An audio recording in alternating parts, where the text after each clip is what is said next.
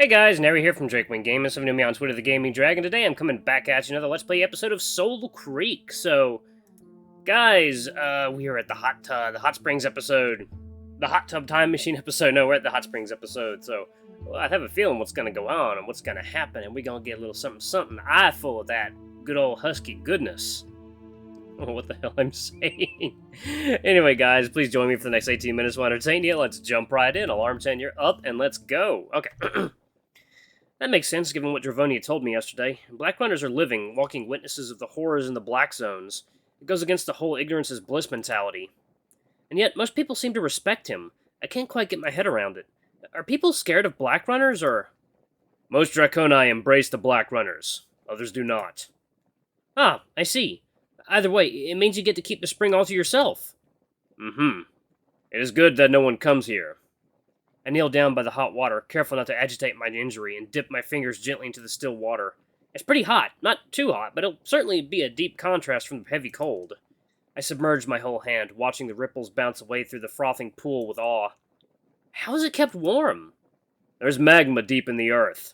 Aeon calls it a geothermal spring. My skin has adjusted to the heat. It feels great. I think this is my favorite place in Ilayla so far. It is mine, too. I get up, turning back to Loken. Do you... Whoa. Hmm? My eyes soak in the sight of him stripped down to a tissue-thin loincloth. You are okay? Whoa, he is really hot. Yeah, fine. I was saying, do you, underwear? Hmm? Sorry, I mean, do you, you wear, that? Sometimes. Did you bring a towel? Hmm? Towels, to dry? Yes, in the bag. He kicks the satchel he brought along. Ah, cool. We continue to stare at each other. Something is wrong? Ah, I'm just staring at him. I should get changed too. No, I'm fine. I can't let him think I'm turned on looking at him. Gotta act normal. I tug my hoodie and tunic off together, faking confidence. The cold air immediately hits my now topless bare skin and I shiver. Loken's head tilts curiously as he watches me. Alex. Hmm? You do not have any fur, anywhere? I look down at myself and shrug. Not much, mostly just the hair on my head. Your head hair is for keeping your head warm? I wrap my arms around my sides. Is he just watching me, waiting for me to undress? Not really. Hey, I'm getting pretty cold. Could you, You would prefer I look away? Kinda. I will look away. Thanks, I will too. As I turn away, I catch him peeking back at me. I pretend not to notice. I'm trying to hide my burning red face. He seems really curious about me. Hasn't he seen me naked already? He said he found me that way. I turn around and start stripping down as casually as I can. He was checking you out. He's just never seen a human before. Didn't you spot the signs? What signs? The pupil dilation, tail swaying, ears flattened. He likes you too. Really? I mean, knock it off, Bite. I'm not here for that. Whatever you say, Alex. Wait, do we go in the water totally naked, or should I keep my underwear on? What if he thinks I'm weird wearing mine into the spring? Or what if I take them off, but he doesn't, and he thinks I'm even weirder? Should I ask? No, I'll sound crazy. I could check to see what he's doing. Not to look at him, just to check and see if he's wearing anything into the spring or not. That's all it is. Peek. Ooh, yeah, baby, let's peek. Ooh, what's this? Let me save it. I keep forgetting right-click. Damn it. Keeping my back turned to him, I twist ever so slightly around. Oh, yeah. Oh, boy. I whip my head back. Well, he definitely made eye contact. I saw... What did I see? What happened to us being anatomically similar? Still, they're still different or not, he's... Oof, wow. He was peeking at me, too. What if Bite's right? The thought of getting closer to him is... My heart is beating faster. A surge of hot zeal rushes to my waist. Oh no, don't get hard now. No, not while I'm butt-ass nude. I hear him moving about behind me, and the water sloshing as he climbs in. Alex, I am in the water. My eyes are closed. Okay. Oops. My voice is a little higher pitched than usual. I turn around. Sure enough, he's sitting in the sparkling spring with the water up to his chest, eyes shut. As quickly as I can, I trot over to the opposite edge and dip myself into the water. After wincing at the intense heat, I quickly adapt to the sudden temperature change. Oh, wow! My muscles turn to warm wax. the glorious heat seeping into my bones and rushing to my head in a wave of euphoria. It's so nice! I can't help but groan happily. The water brushes against my injured belly. There's a momentary sting, but then it goes pleasantly numb. The humid air, the glorious steam billowing from the spring settling into my lungs. I rest my back against the rocky edge of the water and slide down. My eyes lolling shut happily. I find a smooth rock to perch on and I sit with my head floating just above the water. This is so nice! Sorry about that, guys. Opposite me, Loken opens his eyes. We will not stay long. Ensure your wound is clean. I watch his eyes close gently. His head lolls back somewhat, his arms splayed out along the sides of the spring. He looks really relaxed. My eyes take in the curves of his chest and his arms. He's got a really nice body. Oh, sneeze coming. 1 second, guys. Okay, there we go. God, what the hell's wrong with me? Where'd all this lust come from? It's amazing that I can still be horny with everything that's going on. He was totally looking at you earlier. No, he wasn't. Want me to tell which bit of you he was looking at? No, go away. Fine. Oh, God. It was your butt. Fuck off! That damn personality matrix really does make him seem lifelike. That being said, he needs to be more careful when he talks to me. It's hard to keep him a secret when he's in my ear distracting me around others. I look back over at Loken. His fur is all brushed up and wet. It's pretty damn cute. I can't help but snigger. His ears flick and he opens his eyes. Something is funny? Your fur. I don't want to offend him again. Nothing, sorry, I didn't mean anything by it. You just look funny when it's wet. 1 second.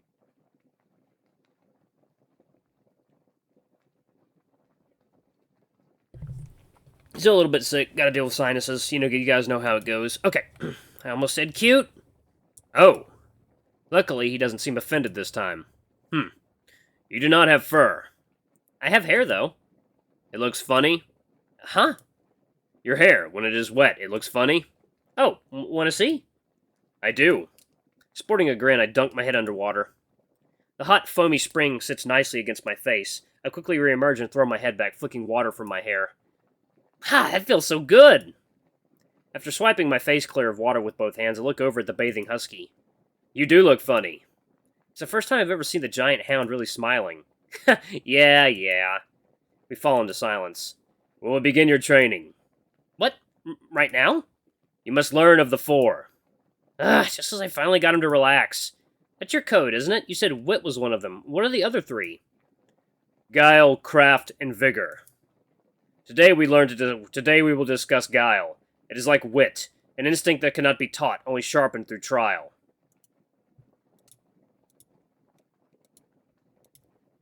It is your cunning. A black runner must be dexterous and swift, but also wise. You must know when to move and when to be still. This is guile.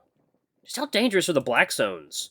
There are many dangers. Demons, marauders, sugar cooks. Sugar cooks? Those who produce dawn sugar in the black zones, free from the eyes of the clans. Taki told me about that. Demons are the real threat, though? But the knowledge of the demon is as dangerous as the demon itself. It is too much for the mind, as it is counting the grains of sand on a beach. The more one learns of them, the more they succumb to dread and madness. Those who learn too much become informed. Informed? The informed are those whose minds are pushed too far. They are often found wandering the black zones. They are beyond reason and saving. Are the informed dangerous? Most simply exist. Ignorance is the order of the world. That's why you never tell anyone about the demons. You're protecting them. Yes. The knowledge of the black zones is our burden and ours alone.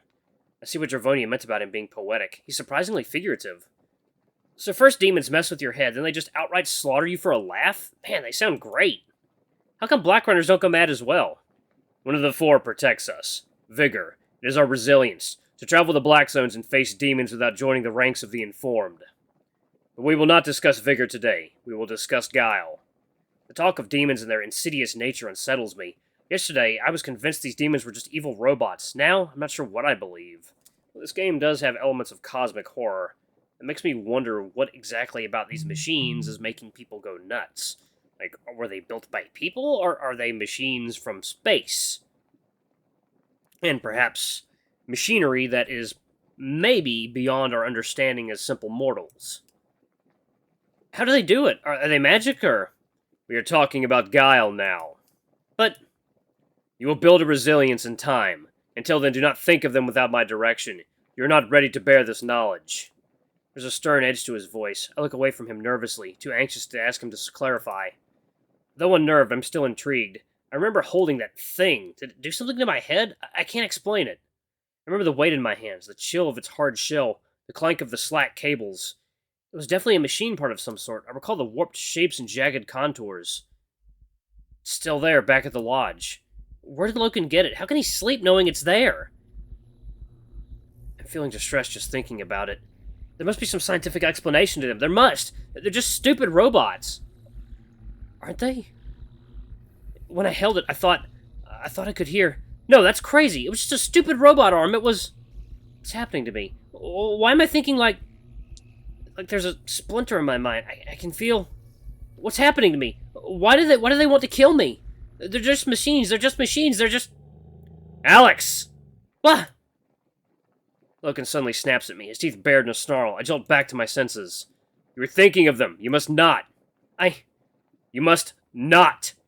He bares his teeth threateningly at me. You are not ready. But... He abruptly silences me with a wave of his paw. Stop.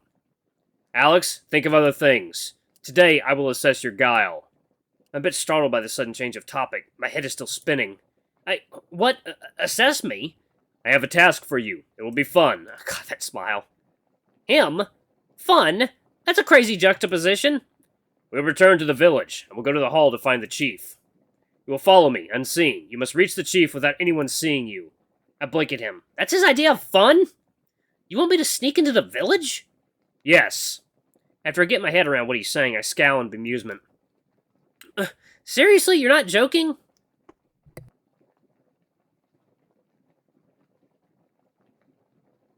One second, guys. Let me pop some water in my mouth real quick. Oh, yeah. There we go. That's the stuff. Okay. Seriously? You're not joking? It is not a joke. Why? So I can assess your guile. But I'd look stupid. The tribeswomen are already wary of me. If they see... It does not matter how you look. No one will see you, and you are my acolyte. Wow, he's really serious. Should I be doing this with my injury? You will be fine. I must determine if you can move as a black runner should. I fold my arms at him, shaking my head at his bizarre sense of humor. Oh yeah? How are you going to assess me if I'm supposed to be hidden from sight? I will know. I return his grin with one of my own. You sure? My guile might be amazing. Then I will not require an assessment. That's so juvenile. I'm almost wondering if he's playing a prank on me. Unless I'm not understanding him properly again. Just to be absolutely clear. You're really asking me to sneak into the village and get to Dravonia without anyone seeing me? Yes, I have explained this already. Right, you're hard to understand sometimes. Crap, why'd I have to say it like that? Sorry, I didn't mean... My speech is unclear? No. Then you did not listen. No, Loken, It's hard to contain my frustration this time. I'm trying to be diplomatic. His language isn't really the problem, it's his attitude. I was just asking... I'm not used to how you talk, so I wanted to double-check before I did something stupid. It's the same language you are speaking. His upper lip flexes in annoyance. You know what? I've had it. I think I have every reason to be annoyed at him this time. Hey, come on, I'm trying my best. You could try being slightly less of an asshole like last night. Last night? Checking my injury, you just walked over and tried to pull my top off, then acted like I was a dickhead for being surprised. He goes quiet, his ears flicking against his head. I did not mean to surprise you. I know. I like it when you... I don't mind when you touch me. But everything I say pisses you off. Should I just shut the fuck up? His annoyed scowl has melted away, and his gaze drifts away from me. He looks forlorn. He looks so sad. Great, now I feel terrible. Sorry. I will try to speak slower. No, it's not that. You're not speaking too slow. Just, hey, forget it. I'll be patient. Sorry, I really didn't want to upset you. I am not upset. After I stare at him, unconvinced, he shrugs. Others have said that I am not good at talking. I did not talk at all. I frown at him, unsure what he means, but too afraid I'll upset him if I ask for clarification. When I was a child, I did not talk for 17 years. I used only gestures. My eyes boggle at him. You were mute? Why? I did not like people. I did not like talking to them. I wanted to be alone. That's a long time to be selectively nonverbal. Do you still want to be alone? Do not leave! His eyes widen frantically at me. I jump back. Taken aback by his outburst. Loken quickly draws himself back when he sees my reaction. You are my acolyte. Do not leave. Others think I am strange. But the whole village looks up to you. They love you. They speak to me when they need a black runner. This is all I know how to be. Taki mocks me. My chief only talks of things important to the clan. He turns his muzzle away from me, his jaw tense. I didn't realize he was so insecure. I don't think you're strange. I like it when you talk. His face snaps back to me. Explain. You... I begin speaking without thinking. Truth be told, I find his voice absolutely intoxicating. It's intensely broad and beautifully baronial. I have no idea how to sidestep his sensitivities, but I want to give him some encouragement, or perhaps comfort. I'll just keep it simple. You have a nice voice. He looks deeply confused. You do not think that. I do. I grin, sporting a big stupid blush. I like your voice. I actually like how you talk. It's interesting. I don't always get it, and it comes across as a little rude sometimes, but I know you don't mean it. I seem to have caught him off guard with that. He doesn't know how to respond, but not a word of it has been a lie. I do like how he talks. I just don't like that he keeps getting moody at me over nothing. After an awkward pause, he smiles at me. I will talk more. You will? To you. I will talk to you. You are good at talking. I really made that much of an impression on him in only 2 days? I thought my talking annoyed you. No, I do not always know what to say back. His stiff manner of speaking totally makes sense now. You could practice talking to me as much as you like in return for all the Black Runner training. That is good. It doesn't have to be about Black Runner stuff. We can talk about stupid stuff too. Like why I don't have fur or, things about us. We can get to know each other. Yes. We will talk more. I give him a thumbs up. Sounds great! He immediately looks confused. Oh, it's a human sign. It means good. Oh. He returns the thumbs up to me with a jovial grin. Cool. Ha, he's so damn cute. Now, I will ask you a question. Okay? You must answer honestly. I'll try. Tell me why you agreed to be my acolyte. I'm thrown off guard. Where did that come from? I mean, the alternative was going to the cells, wasn't it? Loken's ears fold very slightly back. That is reasonable. No, that's not the only reason. Sorry, I realize how that sounded. There's 2 reasons. I don't know who I am. I don't know where I came from. There are questions I have. I'm hoping Aeon can help, but if he can't, well, I can't do it alone. He blinks at me. There's also another reason. You saved my life. I don't trust anyone else here, but I trust you. Loken nods thoughtfully. Those are good reasons. We will find out where you come from, Alex. But now, think about the task I have set you quietly. Let us enjoy the water. We will not speak. All right. Loken gives me a curt nod before his eyes gently lull shut and his head falls back against the rocks. All right, I'm gonna pause it right here. Thank you guys so much for watching. Gotta do a little tiny bit of editing, get that little penis and get the little sheath and balls out of the picture. Gotta get that little balls out of the picture. Anyway, guys, thank you so much for watching. Don't forget to like, comment, subscribe, ring that notification bell. Leave a super thanks or a tip if you can. It always helps. Until the next video, I love you all. I'll see you next time. Bye-bye!